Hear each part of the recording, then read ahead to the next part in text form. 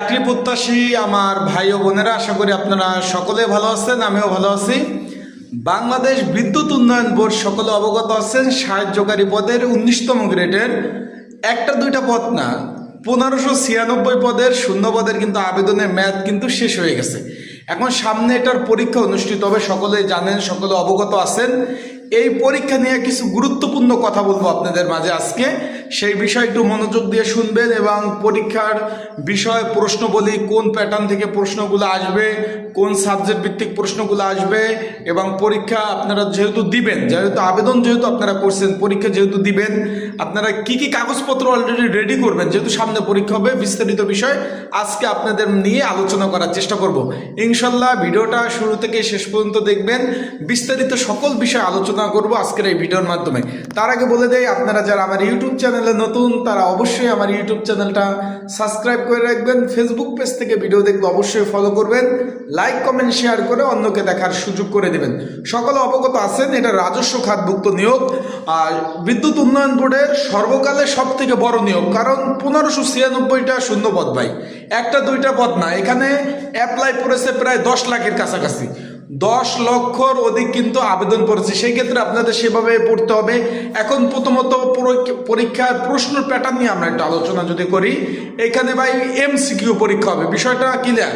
কি কি বিষয় আপনারা পড়বেন, এখন এখানে বিষয়টা পড়তে হবে আপডেট। পুরানো ভাই আগে বলে দেয়, পুরানো যে প্রশ্ন প্যাটার্ন, সেই প্যাটার্ন অনুযায়ী কিন্তু পরীক্ষা হবে না।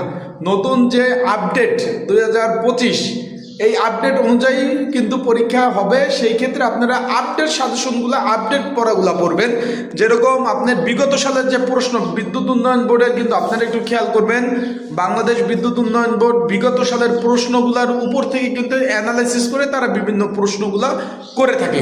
তারপর যেহেতু এমসিকিউ পরীক্ষা হবে, পরীক্ষার্থীর সংখ্যা বেশি থাকবে, একজন দুইজন পরীক্ষার্থী না, প্রায় 10 লক্ষর অধিক পরীক্ষার্থীর সংখ্যা যেহেতু বেশি, সেই ক্ষেত্রে কিন্তু প্রশ্নগুলা হার্ড বা যেটা বলবো যে কঠিন হবে।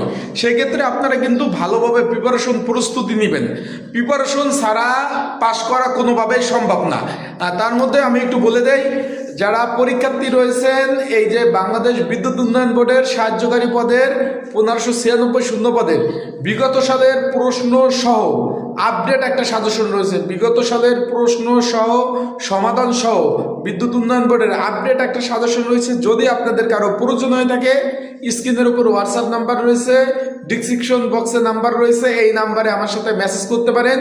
পিন্ট কমেন্টেও কিন্তু হোয়াটসঅ্যাপ নাম্বার রয়েছে, এই নাম্বারে মেসেজ করে আপনারা কিন্তু সাজেশনটা নিয়ে আপনারা কিন্তু পড়তে পারেন।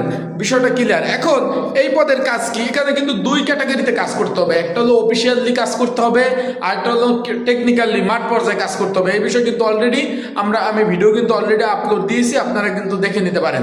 এখন বিষয়বস্তুটা হলো, আপনারা আপডেট প্রশ্নগুলি পড়বেন। তাছাড়াও জুলাই বিপ্লব, কোটা সংস্কার আন্দোলন, তারপর আপনার এই যে 37 জুলাই, এই থেকে কিন্তু কনফার্ম মাস্ট বি প্রশ্নগুলো থাকবে। আবারও বলতেছি, বাংলা, অঙ্ক, ইংরেজি, সাধারণ জ্ঞান, সাম্প্রতিক বিষয়, তথ্য প্রযুক্তি, বিদ্যুৎ রিলেটেড, এই সব বিষয় নিয়ে কিন্তু, বিদ্যুৎ সংক্রান্ত বিষয় নিয়ে কিন্তু প্রশ্নগুলো থাকবে, এগুলো আপনারা পড়বেন।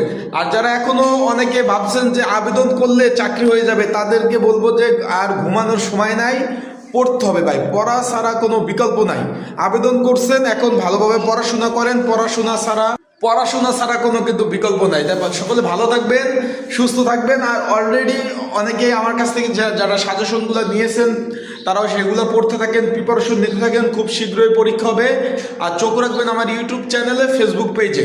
আবারও বলতেছি ভাই, পড়তে হবে। একটা টাইম নিয়ে প্রতিদিন, যে আজকে পড়লেন আর আপনার আর পড়ার কোনো টাইম নাই, একদিন আজকে পড়লেন আর কোনো পড়লেন না, সেইভাবে কিন্তু ভাই পড়া কন্টিনিউ করতে পারবেন। অন্তত প্রতিদিন অন্তত 2 ঘন্টা করে, প্রতিদিন অন্তত 2 ঘন্টা করে রেগুলার পড়বেন। তার উপরে যদি সময় থাকে 3 ঘন্টা 4 ঘন্টা, এরকম কিন্তু পড়াশোনা কিন্তু চালিয়ে যেতে হবে।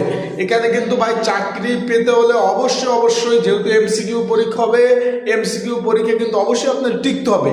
টিকা ছাড়া ভাই মানে পরীক্ষা। আবার আরেকটা বিষয় হলো, পরীক্ষা হবে ঢাকাতে যেহেতু পরীক্ষা হবে, ঢাকাতে যাবেন আসবেন, আপ ডাউন একটা খরচ আছে। আমারও বলতেছি, ঢাকাতে যাবেন আসবেন, আপ ডাউন একটা খরচ আছে। সেই ক্ষেত্রে আপনাদের বলবো যে খরচ যেহেতু আছে, যদি আপনি ফেলে করেন, পড়াশোনা না করে যান, সেই ক্ষেত্রে কিন্তু ওই যে ঢাকা যাবেন আসবেন কোনো লাভ হবে না।